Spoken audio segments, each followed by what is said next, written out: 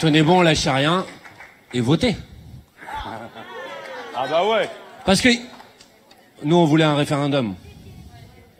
On leur a dit, il y a débat, il y a discussion dans le pays, faites un référendum. Et puis après, les gens, ils se prononcent, ils sont pour, ils sont contre. Et puis ensuite, c'est le peuple qui décide. Non, mais on a été élus. Non, vous n'avez pas été élus pour ça, c'est pas vrai. Dans le programme d'Emmanuel Macron, il n'y avait pas marqué ça. Il y avait marqué on touchera pas au montant des pensions, ni à l'âge de départ à la retraite. Ils sont en train de faire les deux. Donc c'est pas vrai qu'il y avait marqué ça. Donc nous, on voulait un référendum. Mais ils n'en veulent pas. Ils en veulent pas, et alors j'ai trouvé l'argument, je sais pas si c'est le seul, mais c'est Sibeth Ndiaye, la porte-parole du gouvernement. Vous l'avez vu?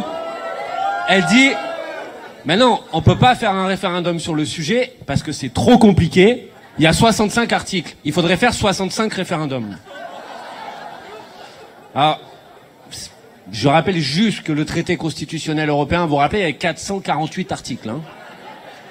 Alors, en termes de sujets compliqués, c'était pas mal, et pourtant les gens ils se sont intéressés au sujet, on a eu le référendum, et on a gagné.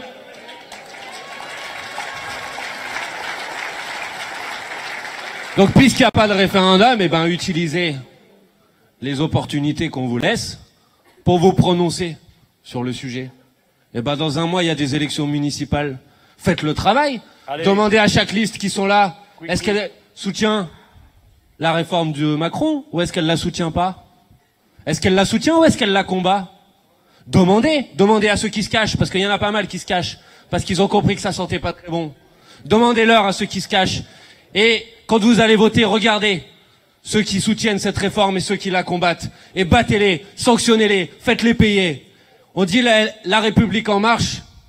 Camarade Adrien Quatennens, souvent il dit la République en marche, ça veut dire la retraite en moins. Eh ben faisons en sorte qu'aux élections municipales, la République en marche, LREM, ça veut dire la raclée aux élections municipales. Voilà ce qu'on va faire.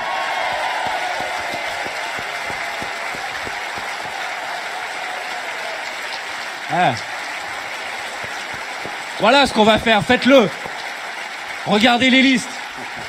Bon, nous on préfère que vous le fassiez avec les listes soutenues par la France Insoumise, mais ça c'est votre choix. Regardez les listes, regardez les programmes. Nous on s'est engagé dans cette bataille pas pour mettre notre drapeau ou notre étiquette en avant, la France Insoumise.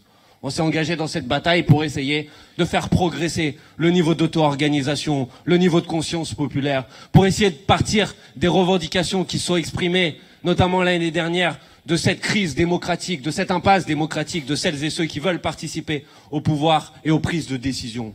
On s'est engagé dans cette bataille. La France Insoumise, dans les communes de plus de 10 000 habitants, elle soutient un peu plus de 500 listes. Ah, c'est en secret.